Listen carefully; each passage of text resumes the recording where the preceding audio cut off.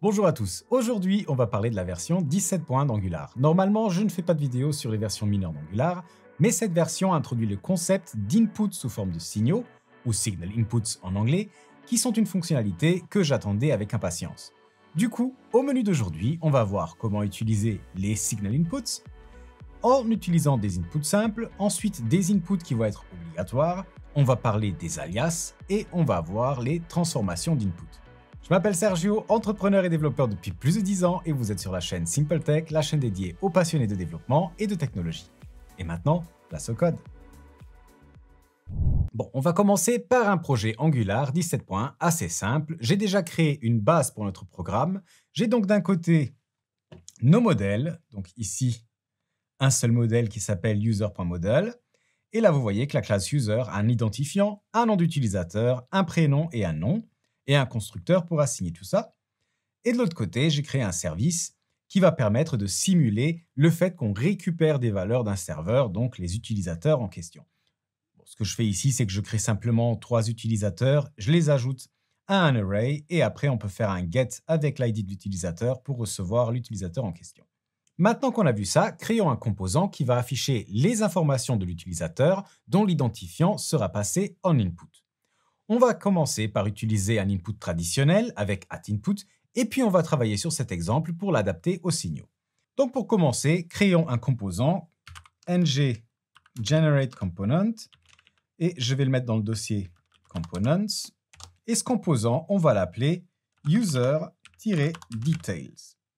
Et donc ici, on aura d'abord un @input qu'on va bien entendu importer d'Angular Core, user ID, donc l'identifiant qu'on va nous passer,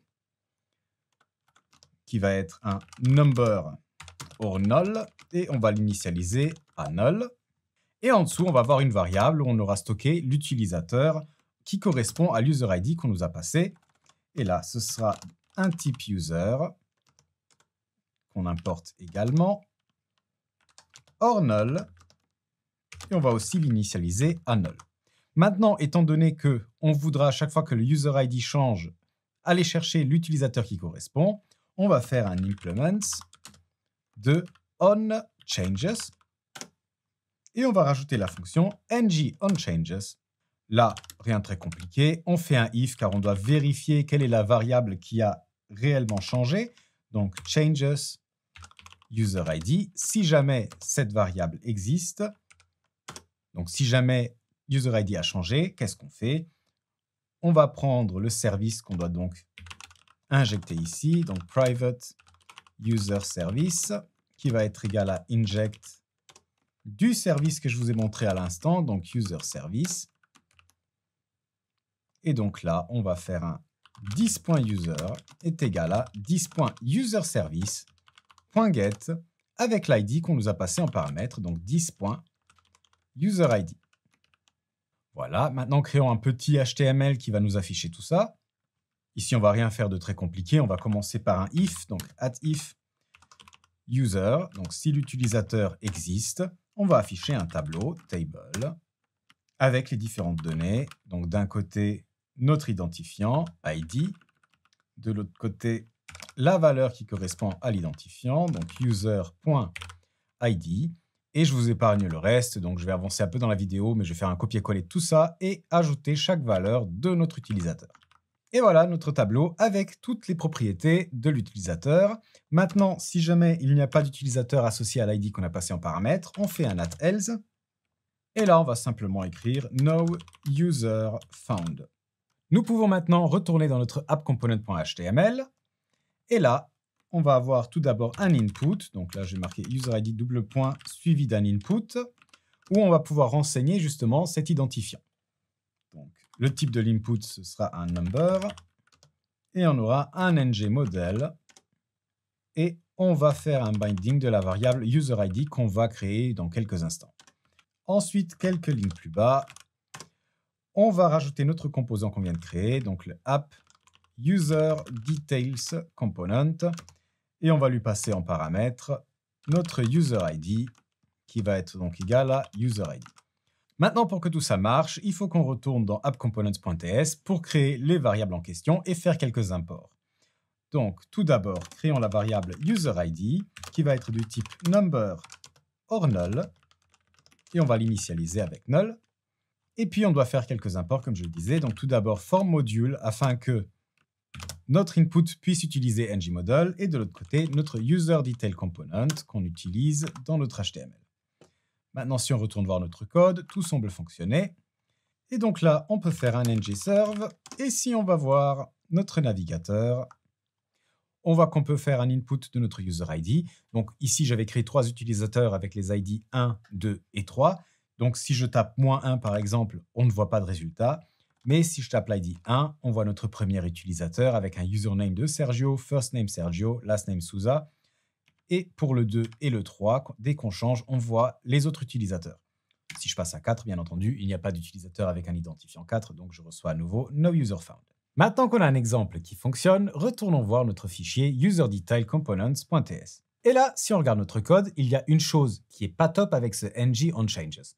Là, on a un seul input auquel réagir, donc le code est assez propre et lisible, mais si on commence à rajouter des inputs, il faudra faire attention à quel input change et lancer le bon traitement pour chacun d'entre eux. Et ça peut très vite rendre notre code complètement illisible. Là, on pourrait changer notre code pour utiliser des setters sur l'input userID et ça ressemblerait donc à ça. On enlève le ngOnChanges, on enlève ce implements. Et là, au niveau du userID, on va juste changer cet input en input set userID qui va maintenant prendre une variable en paramètre, donc la valeur de userID. Je vais l'appeler userID et qui va être de type number ou null. On enlève tout ça. Et c'est une fonction. Et là, on va dire que notre 10.user est égal à 10.userService.get de notre userID qu'on vient de recevoir en paramètre. Et juste pour être consistant, je mets un petit D là. Voilà. Et là, si on relance notre programme, on va voir que tout fonctionne encore. Là, si je renseigne le userID 1, c'est bien Sergio qui s'affiche, 2, Fabrice, et ainsi de suite. Si je mets un 4, donc un identifiant qui n'existe pas, vous voyez qu'on a no user found. Donc tout fonctionne, et notre code a l'air plus propre. Mais bon, là aussi, si on se retrouve avec une valeur à calculer basée sur plusieurs inputs, on va se retrouver avec plusieurs setters qui font potentiellement la même chose, ce qui n'est pas non plus idéal. Interviennent maintenant les inputs en tant que signaux. Alors là, je vais commencer par effacer tout mon input userID, et on va le changer de la manière suivante. On va avoir un userID qui, cette fois-ci, va être égal à un input qu'on va importer de Angular Core. Et attention, input avec un petit i. Et on va dire que ce input, ça va être un number or null à nouveau. Et entre parenthèses, on peut lui donner une valeur par défaut à ce signal. Donc nous, on va lui donner la valeur nulle à nouveau. Et maintenant, notre attendez, je n'ai pas donné le bon nom à la variable, c'est userID bien sûr. Et maintenant, notre userID est un signal. Et donc, on peut transformer notre user en un signal computed.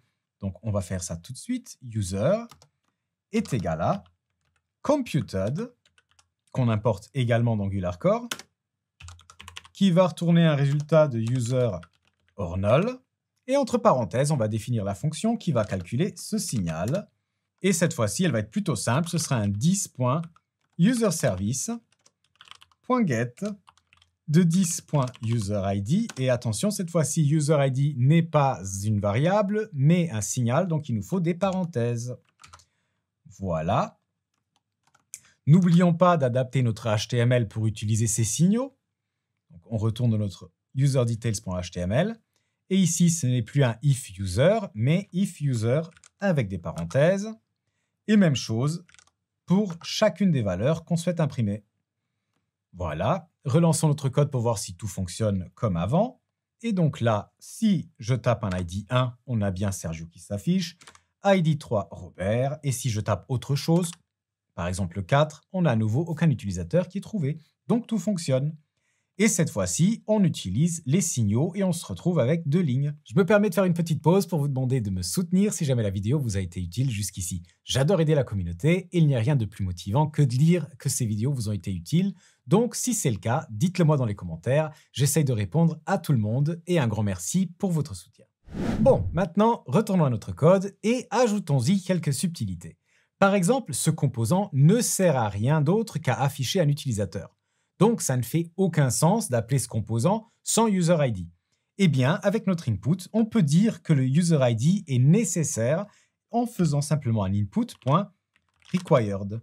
Et tout le reste va rester pareil, à part que, bien entendu, donc là, vous voyez déjà qu'Angular réclame, parce que comme l'input est required, on n'a plus besoin de valeur par défaut, car il ne ferait plus de sens. Donc, j'efface le null. Et là, vous allez voir que si on retourne voir notre app component et qu'on essaye d'effacer notre UserID, eh ben on va avoir une erreur parce que maintenant, ce UserID est nécessaire au bon fonctionnement de l'application. Donc là, je le rajoute à nouveau.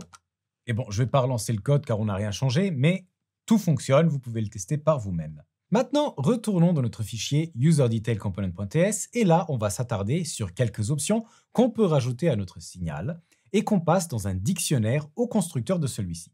Le premier paramètre est le paramètre alias qui permet de définir un nom différent à notre attribut de celui de notre variable.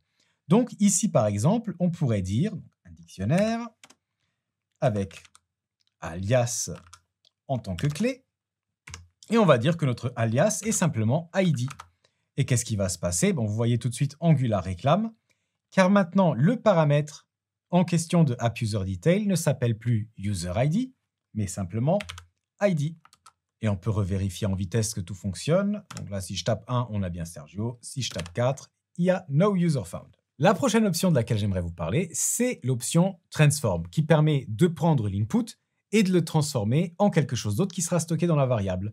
Donc ici, ce qu'on pourrait faire, c'est prendre en input l'ID de l'utilisateur et automatiquement le transformer dans le bon utilisateur. Donc là, on peut effacer notre user qui est computed et notre user ID, on va finalement l'appeler user.